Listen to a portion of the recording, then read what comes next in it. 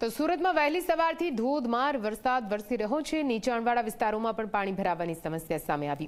Varachha road પરની super diamond માર્કેટમાં કઈ રીતે પાણી ભરાયેલા છે આ દ્રશ્યો આપને બતાવીએ। માર્કેટમાં આવેલી અંડરગ્રાઉન્ડ દુકાનોમાં પાણી ભરાઈ ગયા છે, જેના કારણે જેટલા પણ દુકાનદારો હતા તેમના પર જાણે કે આભ તૂટી પડ્યું હોય તે પ્રકારની પરિસ્થિતિ સર્જાઈ છે। આપ આ દ્રશ્યોમાં જોઈ શકો છો કેવી રીતે બિલ્ડિંગના અંડરગ્રાઉન્ડમાં કેવી રીતે પાણી ભરાતા જેટલા પણ દુકાનો હતી અંડરગ્રાઉન્ડમાં આવેલી તે દુકાનમાં પાણી ભરાતા પારાવાર મુશ્કેલી।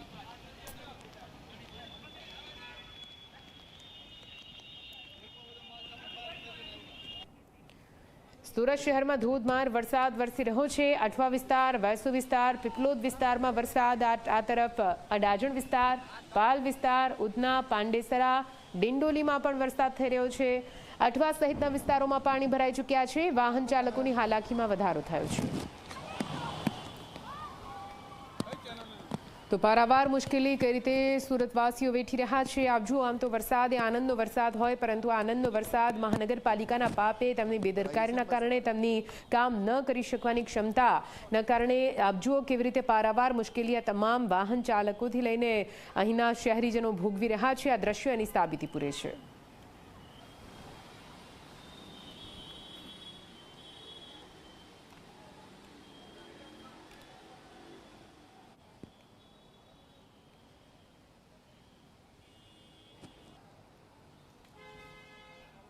તો સુરત જિલ્લામાં ધોધમાર વરસાદ વરસી રહ્યો છે। કામરેજ 4 રસ્તા પર પાણી ભરાવાની સમસ્યા સામે આવી।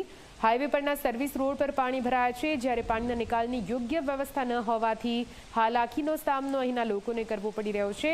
સર્વિસ રોડ પર અવર જવર બંધ થઈ ગઈ છે। અનેકવાર રજૂઆતો કરવામાં આવી છે, છતાં પણ પાણીના નિકાલની કોઈ વ્યવસ્થા ન કરાતા લોકોમાં પણ આક્રોશ જોવા મળ્યો।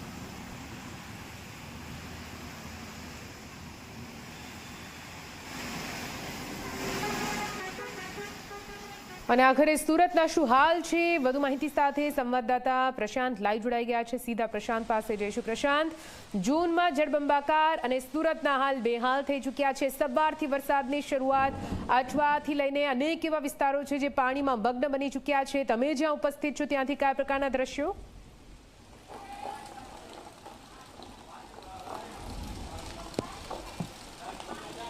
જે દીક્ષિતા બિલકુલથી જોઈ શકાય છે, આ કતારગામના દ્રશ્ય છે, જોઈ શકાય છે આ વરસાદી પાણી જે છે લોકોના ઘરોમાં ફરી વળ્યું છે અને મહિલાઓ પુરુષો તમામ લોકો યુદ્ધના ધોરણે સાફ સફાઈ કરતા નજરે પડી રહ્યા છે। આ કચરાનો ઢગલો જોઈ શકાય છે, જે મહાનગરપાલિકાને સાફ સફાઈ કરવાની જરૂર હતી ચોમાસું બેસે તે પહેલા, પરંતુ આ ડ્રેનેજના ચેમ્બરમાં કચરાના લીધે જે છે વરસાદી પાણીનો નિકાલ થઈ શક્યો નથી અને આ રીતના વરસાદી પાણી જે છે લોકોના ઘરોમાં ફરી વળ્યું છે। જોઈ શકાય છે મહિલાઓ હોય પુરુષો હોય પોતાના જે લોકોના ઘરમાં વરસાદી પાણીનો ભરાવ થઈ ગયો છે અને લોકો જે છે એનું નિકાલ કરી રહ્યા છે। મસ્ત મોટું ઘરમાં નુકસાન પણ થઈ ગયું છે।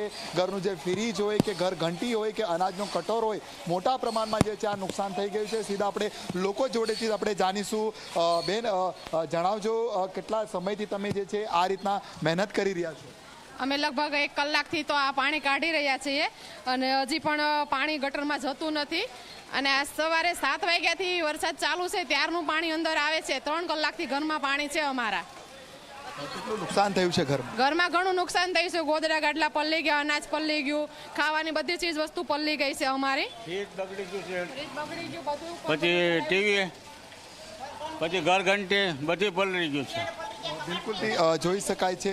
જણાવજો માસી, કેટલું નુકસાન છે તમારા ઘરમાં? હજુ કોઈ અધિકારી આયા એ કામગીરી કરવા? નહીં, કોઈ પણ અધિકારી ડોકાણા નથી અને આ બધી નુકસાન થઈ। તેલના ડબ્બામાં પણ પાણી ભરી ગયું, દૂધમાં પણ પાણી ભરી ગયું, ફ્રીજ બગડી ગઈ, ઘંટી, મશીન, બેડની અંદર પણ સૂતા હતા તો 2 બેડ અને ગોદડા બધું અમારું પલળી ગયું છે। કોઈ વસ્તુ અહીંયા ડોકાણે નથી, કોઈ આવ્યું જ નથી ઘરની અંદર। સોસાયટીની અંદર મ્યુનિસિપાલિટી વાળે પણ નથી ડોકાણા।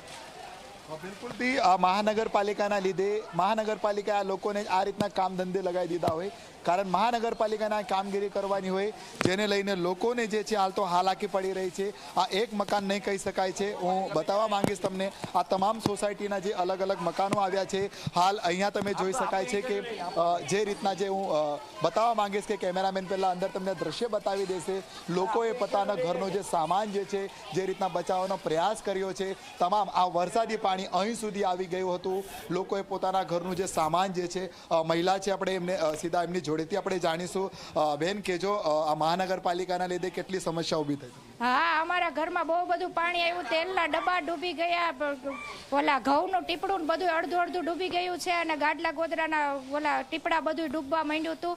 અને અમે હાવ ગભરાઈ ગયા હતા. કલાક 2 કલાકથી તો અમે આ કરીએ છીએ, પણ કઈ મેળ જ નથી આવતો.